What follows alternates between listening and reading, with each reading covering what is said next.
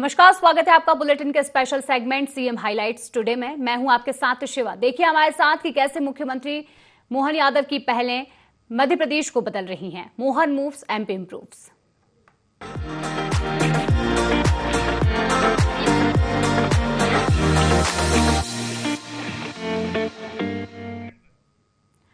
मध्य प्रदेश में तबादलों का रास्ता साफ हो चुका है। डॉक्टर मोहन कैबिनेट ने नई तबादला नीति 2026 को मंजूरी दे दी है, जिसके तहत प्रदेश में 1 से 15 जून तक तबादले हो सकेंगे। इसके साथ ही कैबिनेट ने प्रदेश विकास से जुड़े कई प्रस्तावों को हरी झंडी दिखाई है।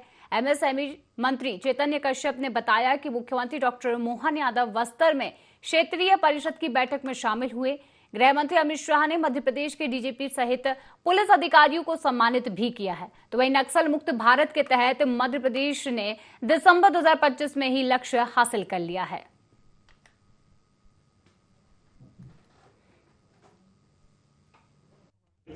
मुख्यमंत्री जी ने पिछले वर्ष भी तबादला नीति दी थी और इस वर्ष भी उन्होंने उसकी निरंतरता रखी है कि इस वर्ष भी मध्य प्रदेश में 1 जून से 15 जून तक तबादले किए जाएंगे। पिछली नीति में और इस नीति में कोई बहुत मौलिक अंतर तारीख का है। पहले 1 माह था, अब की बार 1 से 15 जून तक का इसमें समय रखा है। और अगर कोई विभाग, बड़े विभागों में अगर कोई नीति उनकी अपनी बनाना है तो वह जीएडी के में सामान्य प्रशासन विभाग के माध्यम से मुख्यमंत्री की अनुशंसा से वे अपनी नीति विभाग बना सकेंगे।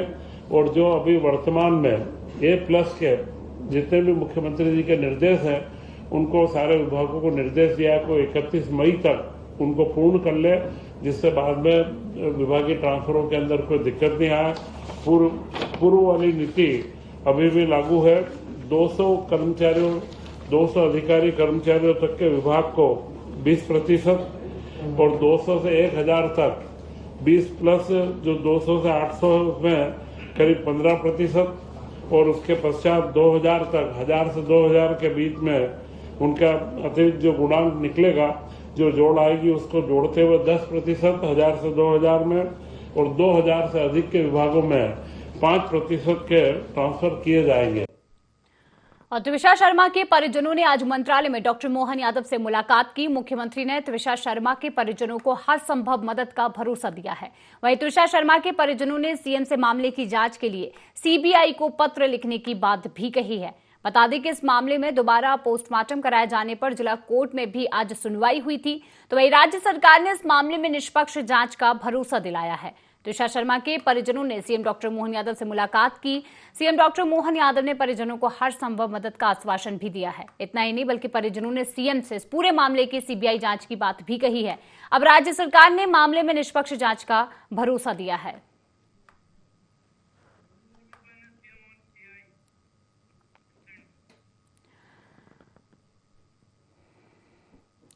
मुख्यमंत्री डॉक्टर मोहन यादव से मंत्रालय में गूगल क्लाउड इंडिया के पदाधिकारियों ने मुलाकात कर प्रदेश में एआई आधारित तकनीकी सहयोग और सेहत 2028 की तैयारियों को लेकर चर्चा की है।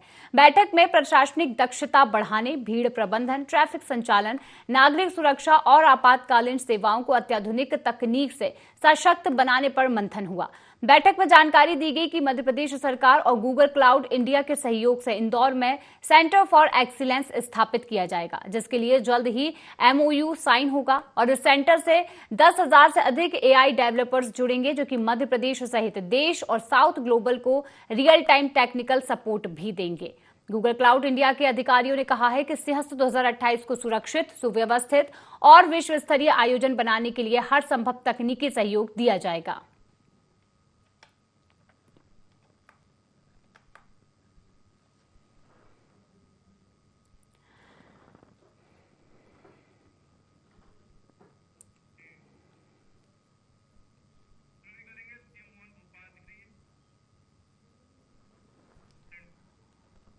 और मुख्यमंत्री डॉक्टर मोहन यादव ने रोजगार सहायकों के सम्मेलन को संबोधित करते हुए पंचायतों के विकास में उनकी भूमिका को महत्वपूर्ण बताया है। उन्होंने कहा कि जैसे शरीर में आत्मा होती है, वैसे ही पंचायतों में रोजगार सहायकों की अहम भूमिका होती है। मुख्यमंत्री ने घोषणा की कि रोजगार सहायकों की कार्य आयु सीमा 62 वर्ष तक रहेगी और किसी मामले में अपराध दर्ज होने के बाद बरी होने पर उन्हें पुनः ज्वाइनिंग भी दी जाएगी। मुख्यमंत्री ने सम्मेलन में आने वाले कर्मचारियों की दुर्घटना पर मृतकों के परिजनों को 10 लाख रुपए, गंभीर घायलों को 1 लाख और अन्य घायलों को 50,000 रुपए सहायता देने की घोषणा भी की है। साथ ही साथ किसानों को राहत देते हुए गेहूं खरीदी और स्लॉट बुकिंग की अंतिम तिथि 28 मई तक बढ़ा दी गई है। जहां उन्होंने बताया कि पिछले वर्ष प्रदेश में 75 लाख मीट्रिक टन गेहूं खरीदा गया था, जबकि इस वर्ष 100 लाख मीट्रिक टन खरीदी का लक्ष्य रखा गया है। आज आपसे सच में मैं महात्मा गांधी जी को याद कर रहा हूं। महात्मा गांधी जी के शब्दों में इस भारत की आत्मा कहीं बसती है तो वो आत्मा गांवों के अंदर बसती है, सच में गांवों के अंदर बसती है। और ग्राम स्वराज और सुराज दोनों का सपना महात्मा गांधी जी ने जो देखा था, डीबीटी के माध्यम से यशस्वी प्रधानमंत्री के नेतृत्व में आज वो पूरा हो रहा है। उसके ध्वजवाहक आप सब लोगों, आपके माध्यम से हो रहा है। कोई योजना हो, कोई भी अभियान हो, दिल्ली से चले या भोपाल से, आपके बिना पूरा नहीं हो सकता, ये पक्की बात है। गांवों को आत्मनिर्भर बनाने के लिए, गांवों के अंदर उन्नति लाने के लिए, गांव के अंदर गरीब, महिला, किसान, युवा सबका जीवन बेहतर बनाने के लिए सबसे महत्वपूर्ण इकाई में एक आप भी हो, यह आपकी भूमिका हम सबको मालूम है। और ऐसे में जब आज बदलते दौर में गांवों के लिए माननीय प्रधानमंत्री जी के माध्यम से ग्राम स्तर पे रोजगार दिलाने की बात चल रही है, हमारे माध्यम से भी अब तो बिजली, पानी, सड़क और इन सब के लिए जूझते हुए गांव के अंदर डिजिटल भारत, ये जो सपना देखा गया, उसके मेन ड्राइवर भी आप ही हो। आपके माध्यम से डिजिटल भारत हो रहा है। मुझे इस बात की प्रसन्नता है, जैसे बीते समय हमने रोजगार सहायकों की आयु भी बढ़ाई है ना, आयु 62 साल ताली वाली बजा के घोषणा करते हैं, 62 साल आपके बीच में। और कई प्रकार के काम बोलने के लिए तो बहुत कुछ है। ऐसे में माता बहनें भी जो आपके रोजगार सहायक है, उनके जीवन में भी प्रसूति अवकाश, मातृत्व अवकाश, ऐच्छिक अवकाश, पुरुष ग्राम रोजगार सहायक को भी 15 दिन का पिता बनने का भी अवकाश, ऐसे बहुत सारे विषय हम लगातार आगे बढ़ के कर रहे हैं। और ऐसे में कोई कारण से आपराधिक प्रकरण भी बन जाए किसी रोजगार सहायक पे और वो निर्दोष सिद्ध हो तो पुनः सर्विस में लेने की गारंटी भी हमारी सरकार के माध्यम से हम देने की घोषणा कर रहे हैं। और भोपाल में आयोजित ग्राम रोजगार सहायकों के महापर्व और राज्य स्तरीय महासम्मेलन में शामिल होने जा रहे 2 रोजगार सहायक सचिवों की सड़क दुर्घटना में मृत्यु हो गई, जबकि कुछ अन्य लोग घायल हो गए। ये घटना अत्यंत दुखद बताई जा रही है। मुख्यमंत्री डॉक्टर मोहन यादव ने घटना पर शोक व्यक्त करते हुए दिवंगत आत्माओं की शांति और घायलों को शीघ्र स्वास्थ्य लाभ की कामना भी की है। उन्होंने बाबा महाकाल से प्रार्थना भी की है। मुख्यमंत्री ने मृतकों के परिजनों को 10-10 लाख रुपए, गंभीर घायलों को 1-1 लाख रुपए और अन्य घायलों को 50-50 हजार रुपए सहायता राशि देने के निर्देश जारी कर दिए हैं।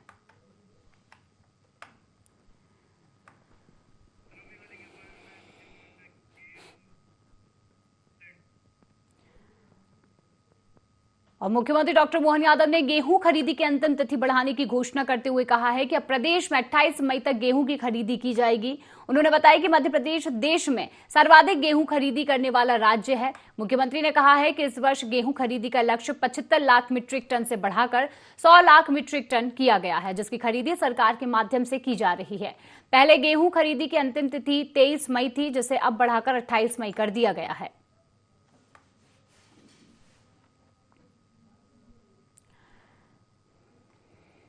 ये किसान कल्याण वर्ष में हमारी सरकार लगातार किसान हितैषी निर्णय ले रही है।